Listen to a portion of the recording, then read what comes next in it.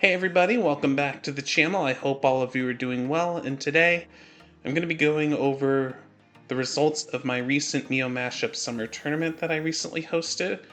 Going to be discussing who ended up winning the entire thing, as well as going over all the decks that people have entered in the tournament, just kind of discussing them a little bit. I'll also have some announcements regarding some future events and such at the end of this video, so stay tuned for that. If you want to skip to that portion of the video, I'll have a timestamp in the description that you can skip to.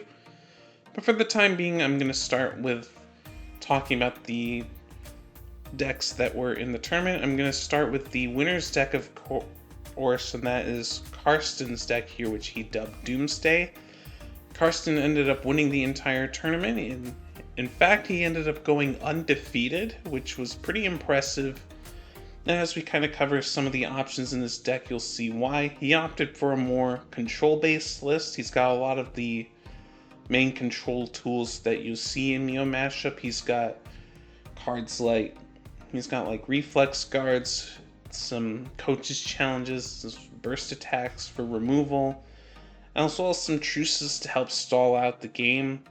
He also kind of uncovered a major stall combo here with Recycle Arm and Truce. Like, if you get your deck down really low, you can use Recycle Arm to shuffle another copy of it, as well as some copies of Truce to keep playing them and just keep your opponent stalled out until you can deck them out, which doesn't really make for a fun game, but it was still kind of cool to see him discover that.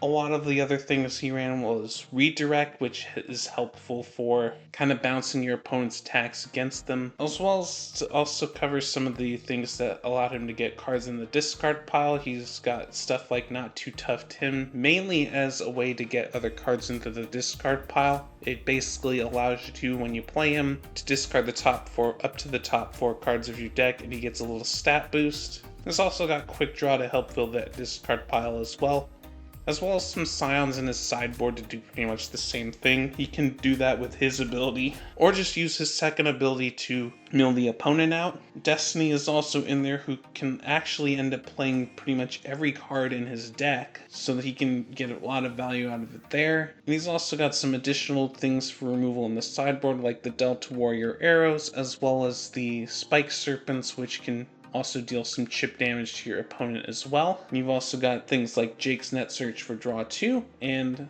as well as the Flora Skies, though the Flora Skies can also ramp you a little bit.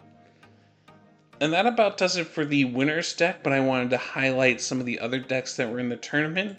You've got Surkey's deck over here, which he ran a hero-focused build, and with the exception of Freya, he ended up playing all the Delta Warriors as well.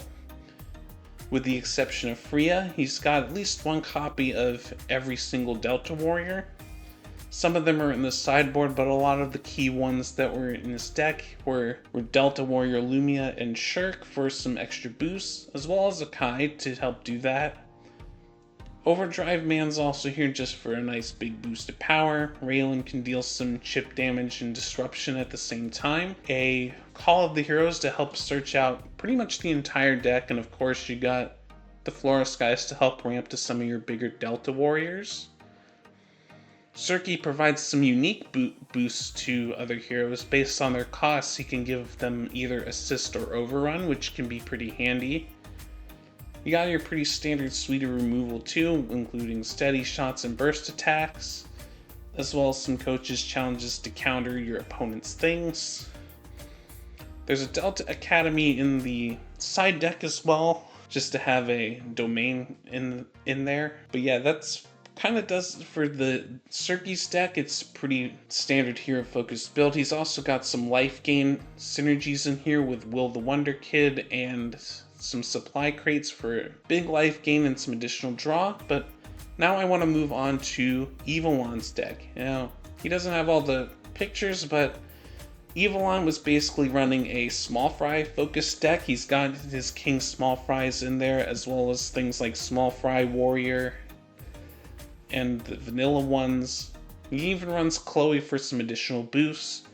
But in case the small fry plan didn't work out, he's also got Reyna's Defender of the Core for the late game, just to deal some big damage as needed. Got some supply crates for healing, as well as some things like Reflex Guard to stop attacks, as well as Steady Shot to remove your opponent's things. No sideboard, but he was confident that he could go far without one, but unfortunately it didn't work out that way for him. But hopefully he'll have learned something from this experience and he'll be able to take those lessons in for next time. But other than that, this is a pretty good small fry list. You even got the 2 pieces of equipment in there for boosting some additional damage. Final deck I want to discuss is Levair's deck, and he also opted to run with a hero focus list. Not as big on the Delta Warriors in this one, but he does have enough to just keep boosting his own attackers. He's got the Lumias, of course, as well as Surkey and Surkey, just to provide boosts with their abilities.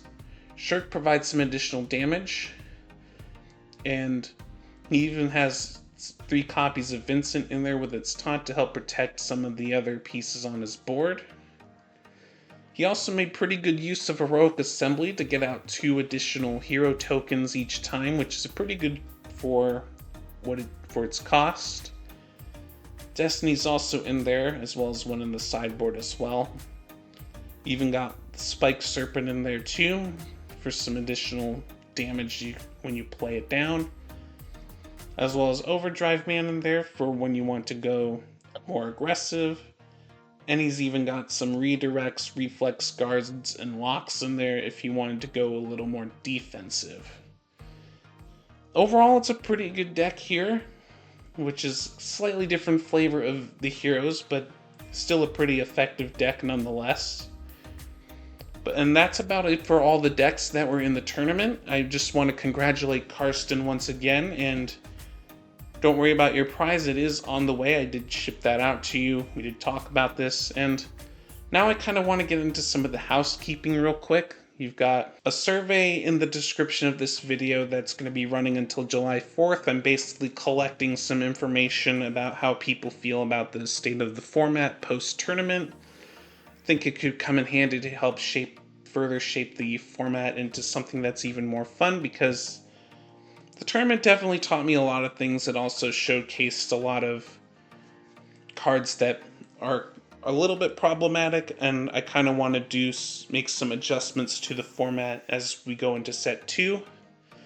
Next major event as far as playing is concerned is the draft that I'm hosting on the 11th of July. And I'm also got the Create a Card contest going on for set 2 as well. That's going to be ending on July 19th, so if you haven't submitted any entries for that yet, be sure to do so soon.